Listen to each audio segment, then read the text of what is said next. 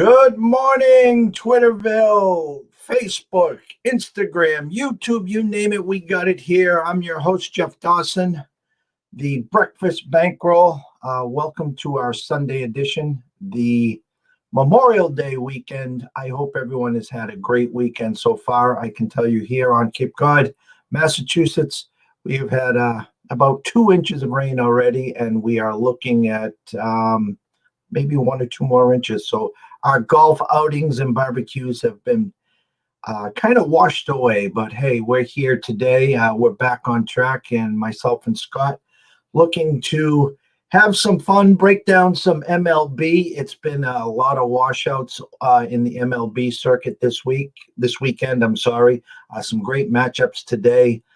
Can already tell you that the Toronto Blue Jays and Cleveland Indians have been postponed as well. So without further ado, let's bring in my partner in crime, Mr. Scott E. Webb. Scotty, how are you, my brother? Hey, Jeff, I am doing great for a, Sunday, and back at it again today, and looking forward to some Major League Baseball action, and then later on today, I'm going to watch the Lightning play. Hey, maybe a little showdown. If you're fortunate and the Bruins are fortunate, to see who heads over to Lord Stanley's Cup. And as that gets closer on, we can have some fun and break down some numbers there as well. For us this weekend at ECSI, kind of really concentrated on some team totals. Took a look at some first fives with so many rainouts and potential rainouts. We hate the start and stops. It's not fair.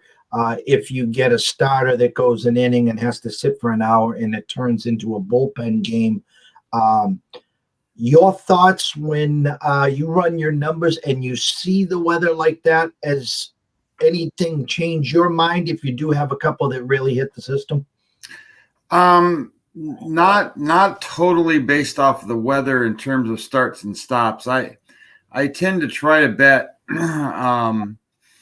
listed pitcher when I can, depending on where you're at and what book you're at, because I've like Ohtani the other day got traffic jam or whatever on the bridge, and he couldn't get there. But if you bet action, you did all that work for having Ohtani pitch, and then he didn't pitch.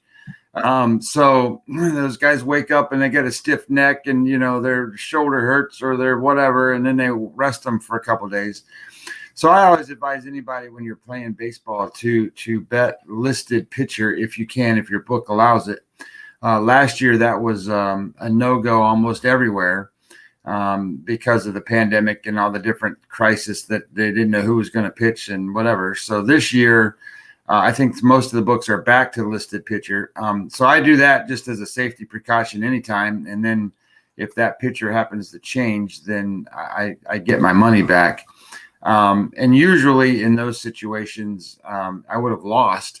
So I like the idea that I get the money back and it becomes a nil game altogether. But when I do first fives, I have one today. I typically do that based off of what's happening and what the bullpen looks like.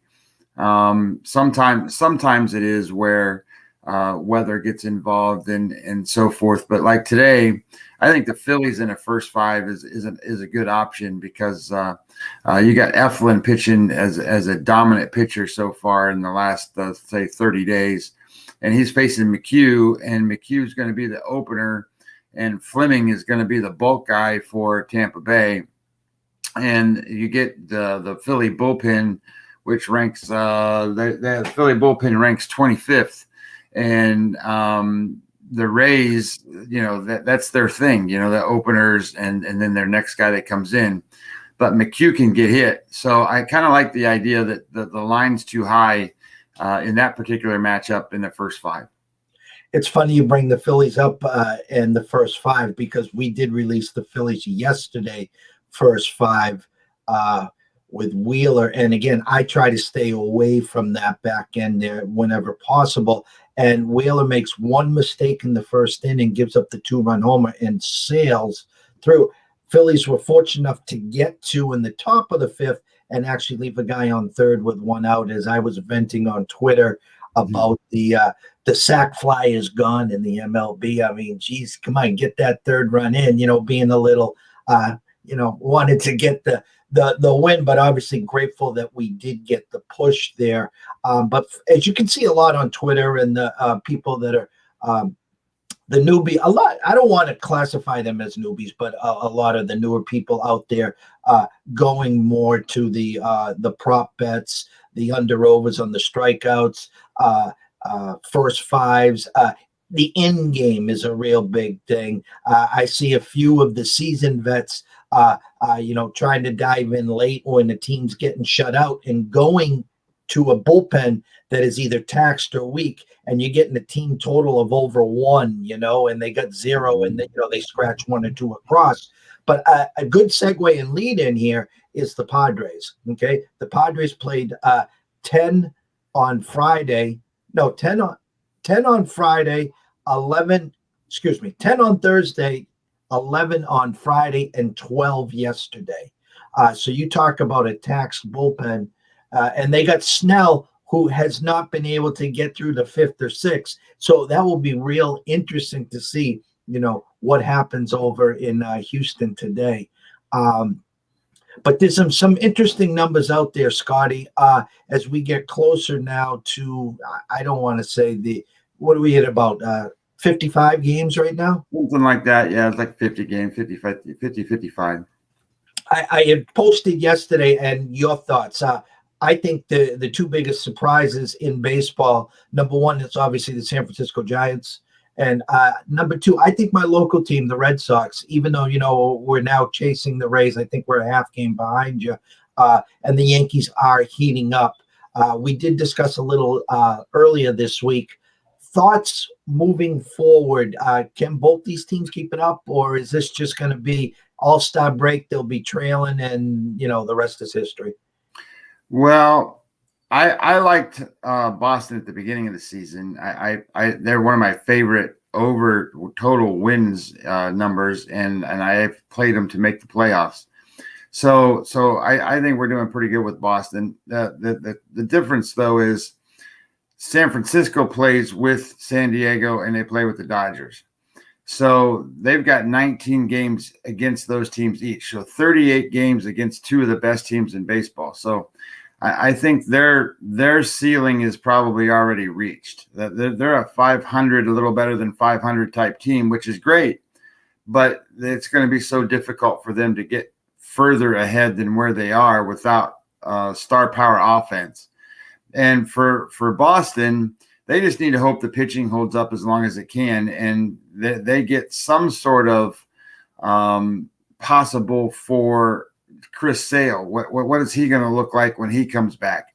If he comes back as a dominant Chris Sale, then I think the Boston Red Sox have every opportunity to actually win the East, because I don't think the Yankees are anything but a shell of what the Yankees are supposed to be.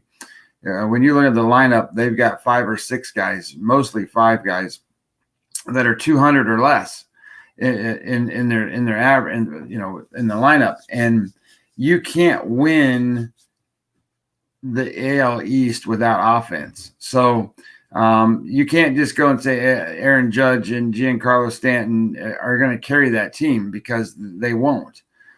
They strike out too much. So when it comes to what type of a team you really have, I was doing a little research before I got on the show today, because contact seems to be something that everybody's craving these days. And when I looked at not yesterday's games, but the total from the day before, I think there was only 9 games or 10 games that day. I was on the 28th.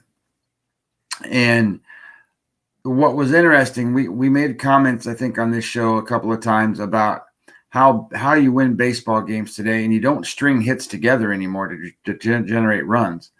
And I put a little graph together and copy pasted the chart, and 5 of the 9 games, the teams that had the most hits lost, and in 2 of the other games they tied. The hits were tied. So there's only 2 out of the 9 games where the most hits won the game. It's what kind of hits. That's what everybody's got to start getting into their head is, what kind of hits are they generating, because that's how you score runs. And then if it's really, really, really important to have pitching, and it's really important to have starting pitching. So, for example, the Yankees, they've won 29 games, and over the last 30 days, they're starting pitching WPA. Now, that means their wins against every other pitcher. So, you have WAR, right? WAR is against a replacement player. WPA is against the average of a baseball player, not like a major league player, not like a call-up guy like what WAR is. They're number 2 in baseball over the last 30 days, and that's because Kluber threw his no-hitter and all that kind of stuff. But the White Sox are number 1, and you can go right down the list. It's the White Sox, the Yankees, the Astros, San Diego, the Dodgers, San Francisco, all of those teams, and those are the teams that are winning.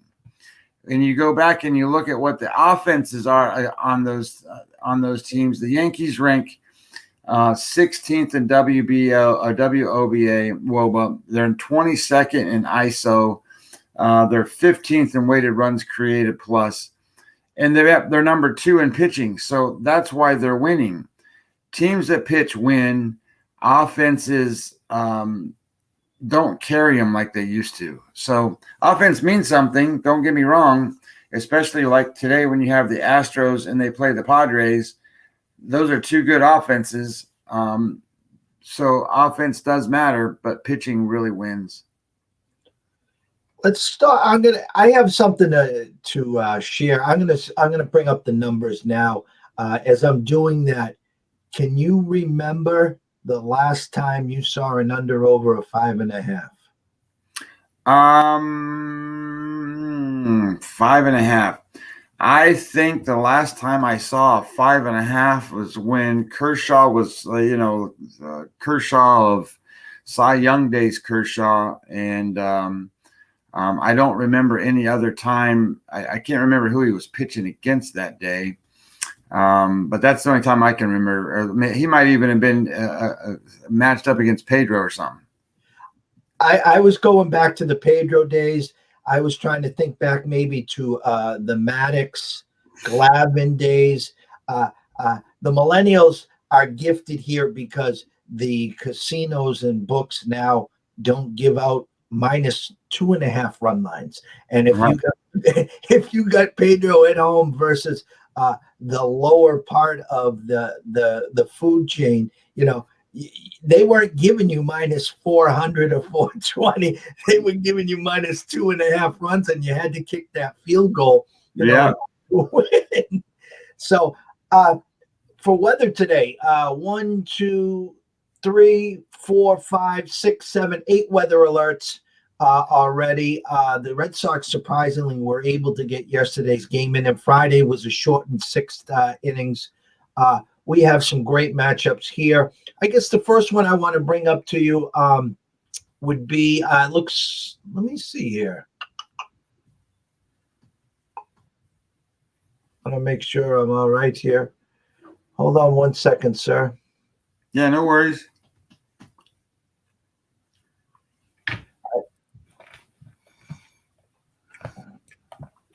Well, let's break down that game for a second, Scotty. The 5.5 that I was talking about, what really stuck out to me initially was the low price as well. It would be rotation number 911, 912. It's the ESPN game. Again, the Braves are on it.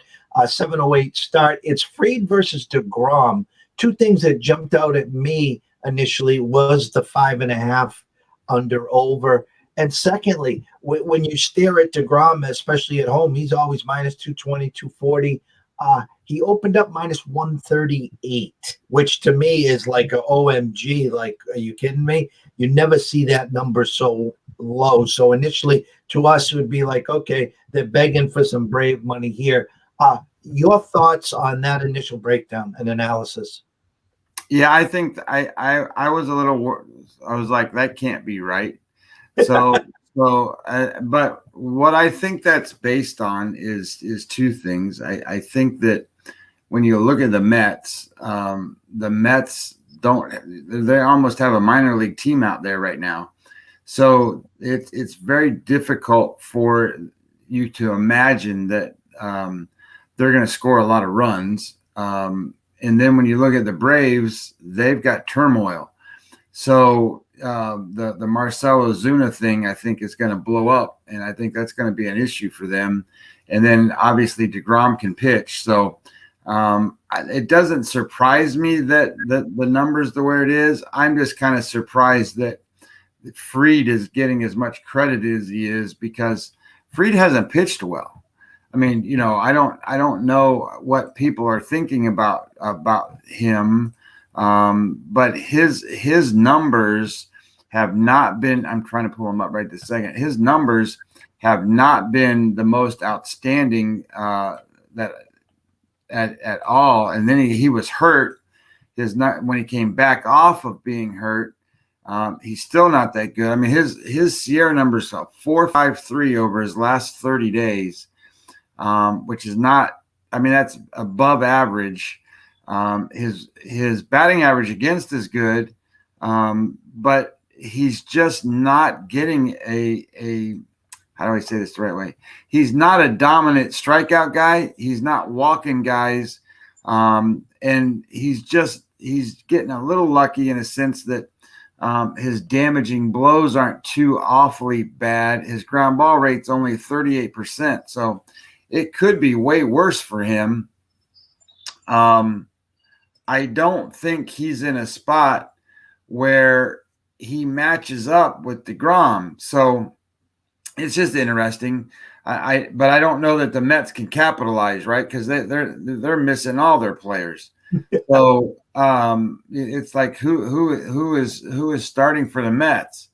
Obviously, we don't have a confirmed lineup or anything for them right now. But if you were to look at like the projected lineup for that team, I'm trying to get to them. It's amazing to me that the Mets are in a spot where they're starting to win again with not having the talent there. I mean, they don't have Alonso playing, their outfielders aren't playing. It's like, who are these guys? So the 5.5 is more intriguing to me than anything else, because the Braves bullpen's no good, and the Braves bullpen's probably going to come into play here. So I would lean towards the Mets to scratch out a run or two against a team that's not going to hit DeGrom that well, and you got value. How can you not play DeGrom at minus 140 or minus 130 or minus one anything? I mean, he's minus 200, 300 almost every time he pitches. Yeah, that was definitely an eye opener. And again, great nugget that you brought up there with the Zona news breaking out. My guess is he will not see the field the rest of the year. So that would just be my initial gut there. He might be in jail. Yeah, exactly. Moving on, another great matchup. Rotation number 901, 902, 105 first pitch. Milwaukee at Washington. Woodruff versus Scherzer. We have the Nationals open up at 119, currently at 112. We're getting 52-48 split. Washington on the bets and a 64-36. More money coming in on Washington, yet the line has dropped 7 cents. Again, no discredit towards Max. He's, in my eyes, not the Max of old, but has been pitching a lot better. In comes Woodruff. Again, that Milwaukee anemic offense against a guy that's going to throw strikes and is going to go, probably at least 7 innings, maybe 8 here with Washington. But we are showing some reverse line movement here on the Brewers. Thoughts, Scherzer versus Woodruff? Well, I like Woodruff as a pitcher. I think that over the last – and he's been able to get notoriety this year because of a lot of different other things. But he was a kind of a diamond in the rough kind of guy that you could really in spots really make out, because he's a big strikeout guy. He doesn't give up very many hits, that kind of stuff. He's a dominant guy on the mound, really controls the game.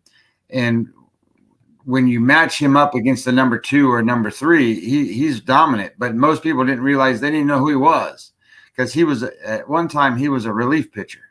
So now people know who he is.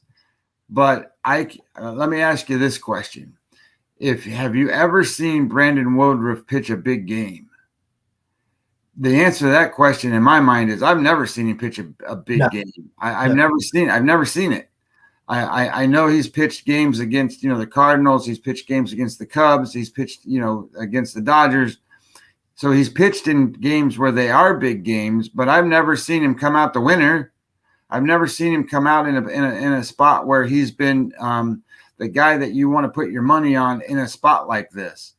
And I know Max is the competitor Max. He may give up 4 runs in the first inning, and then he won't give up any more runs. That's what Max does. So if I were to support a team in this spot, I would support Max. Now, having said that, you go back and you look, well, where's Washington's offense for the last week? They ranked 29 out of 30 teams, so that's not very good either. So it's kind of hard to support anybody in this game. But I just, some of these guys that are good pitchers, they just can't pitch big games. Where like Walker Buehler, for example, he's not really like considered to be, the top tier guy in Major League Baseball. But when it comes to the postseason, I wouldn't put another guy out there on my team. That guy wins those big games in those spots every single time. And then you look at Brandon Woodruff, and he goes away. He's a shell. I mean, they got to beat Cincinnati in these games, and he can't beat them, to get into the playoffs and stuff like that. And that's where I think that there's a difference in makeup of what the pitchers are personally, in their head and in their heart. I'm going to throw one more out there have you take a quick breakdown. Then we're going to flip the switch and give you the lightning round for what you see today. Rotation number 907, 908, 410 first pitch. Another great matchup. San Fran at the Dodgers. The Giants had just been pounding that back end of the Dodgers bullpen the last 2 days. Got Gosman versus Kershaw. Kershaw opened up minus 165. Now is steamed to 175. And so thoughts on that moving forward with Kershaw versus Gosman? Well, this is kind of an interesting thing, because anytime that you're getting these two teams matching up, it's kind of like the Red Sox and the Yankees. It's kind of like the Cardinals and the Cubs. The issue is they've seen each other so many times that you can't really go on and go, okay, well, Kershaw is just like, an amazing pitcher against certain teams, which he is, but he's not necessarily the most amazing pitcher against the Dodgers. Now, I mean, against the Giants. Now, what I will say, though, is I'm looking at the numbers right now. I look at it from a different level, right? So I don't really care what the batting average is against the opponent is. I want to know what he's done WOBA-wise, weighted on base percentage, and the ISO rate. And he's held, how many, if you remember, how many times did he match up against, what's the guy? Bumgarner, when Bumgarner was good for the Giants. And those guys had 1-0 games, and they both pitched 9 innings. That happened a lot. And his numbers are 284 WOBA. Now, your average WOBA right now in Major League Baseball is 316. So that's weighted on base average. And he's well below that number. And only Mauricio Dubon has a good WOBA against him in a large, and he's only batted 4 times against him. So I like the idea that Kershaw is going to be Kershaw. He's going to throw it good against this team. But the Giants are number 4 in offense right now. And the Dodgers are number 9 in offense right now. And I think this is probably a pretty low total, right? What's the total in that game? 6.5, 7. So I wouldn't be surprised if this game actually goes over the number. just in a sense that you've got two top 10 offenses. These are two good pitchers, but they've seen each other. They all know each other. They all know what they're going to throw. It's not like it's going to be a surprise. Gosman's been great, but he's not. He's just kind of second year being in this sequence. I like the idea that these two teams are going to hit a little bit today. That doesn't mean they're going to go score 10 runs in a game where the total is 7. But, if I wouldn't play it under, and I certainly wouldn't play the Dodgers minus 170 right now with the way that the Giants have been playing them. All right, so here we go.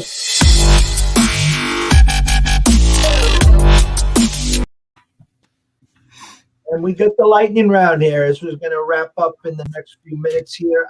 Give the viewers, the audience, the quick rundown of the Webby Report and what you see today as some of your lean's favorite plays and maybe a freebie to give out to the listeners. Well, I talked a little bit about that Philly game, and I would say that's a pretty strong lean. It's worth a sprinkle of money on. That's Eflin in the first 5 innings today. I think you can get it. I think it's plus 120 or maybe plus 115 now, because I don't like Colin McHugh, and the next guy coming in is Josh Fleming. And Josh Fleming is not one of the typical Rays pitchers. The Rays get a lot of strikeouts, a lot of hard throwers, but he's the soft tosser. So he's hittable.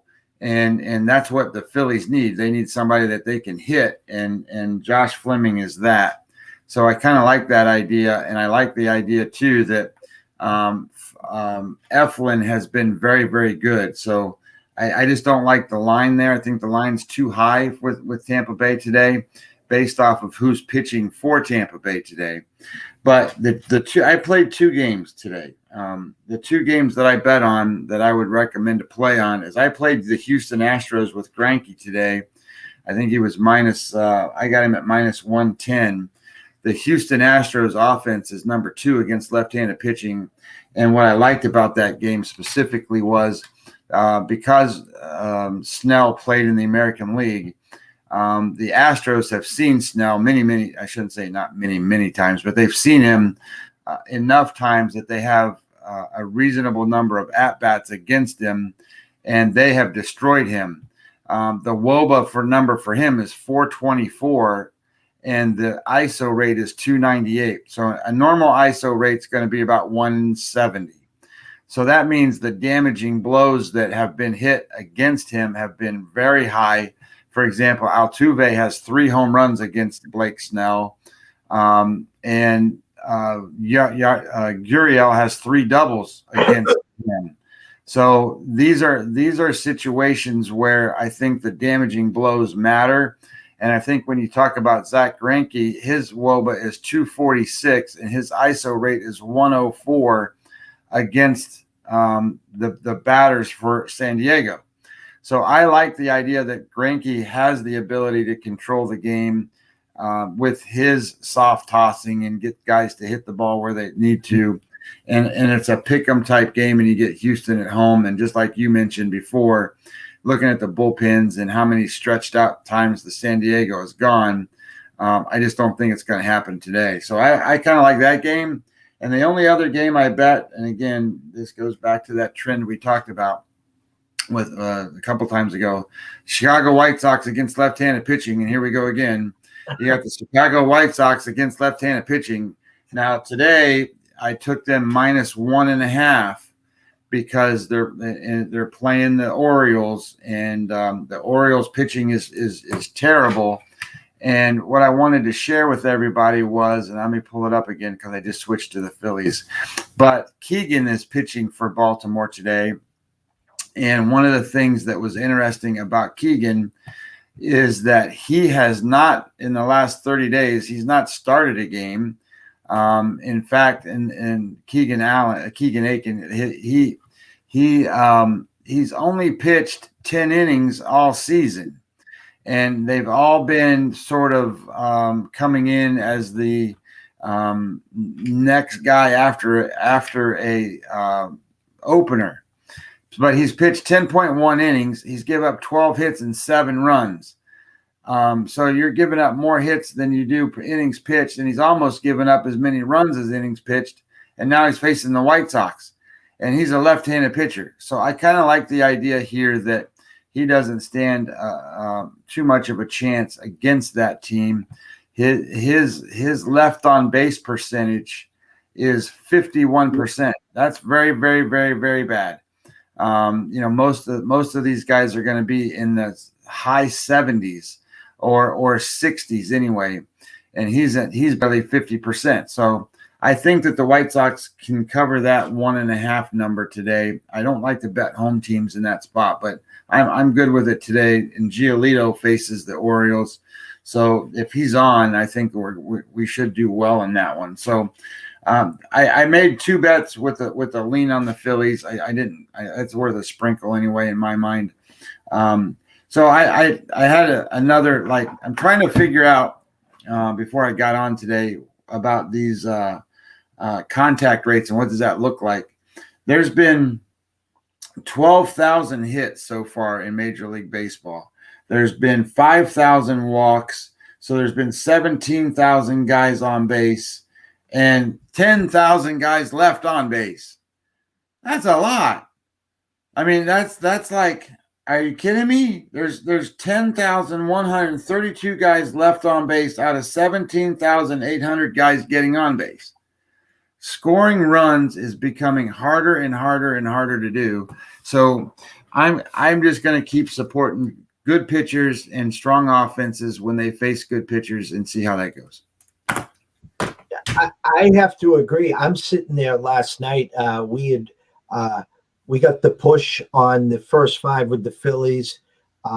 We had a Twins team total of 4.5 that came through. And then we had the late game. We had the over on the Texas-Seattle game. And unfortunately, it was 8.5. It was like watching paint dry. And, Seattle did get a couple solo homers. Texas couldn't get any guys on base. And then, of course, in the 9th, they make it 3-2, a guy on third, and the Brock Holt, former Red Sox, up with a chance to tie it up and, flies out. And just, as I vented on Saturday about the sac fly is gone. I mean, the only time they get the ball in the air, obviously, is, for a home run, or the launch angle comes into effect. It's kind of disgusting. That's why I think the teams like the Red Sox, like the Giants that we've talked about, the teams that are putting the ball in play, the teams that are putting the ball where it's pitched, taking it to left field, moving runners, actually saw a few hit and runs and even a bunt or two. So back to the basics, and I applaud those teams that are doing that. So final words of wisdom to the people out there today. I think the words of wisdom is that we're getting closer to halfway home. Don't get too excited about where you're at yet. The back half of the season's yet to come, and some of these interesting things that are still predicated on this season will be like the Minnesota Twins, for example. Nobody expected them to be where they are, so they might be in a big sell-off mode. And they got some players that would help people on playoff push time, like Nelly Cruz and Donaldson and some of those guys. They might be unloading some of those players. So as it gets going, don't rest on your laurels where you're at, and enjoy the season, because who knows what's going to happen in the offseason with the CBA. So and the other one I'm kind of interested to see is it's getting to be June 1st, and a lot of these stadiums are going to be full capacity here this month. No doubt. And I think you bring up a couple good points, and I'll kind of close it out with the people that are out there actually wagering.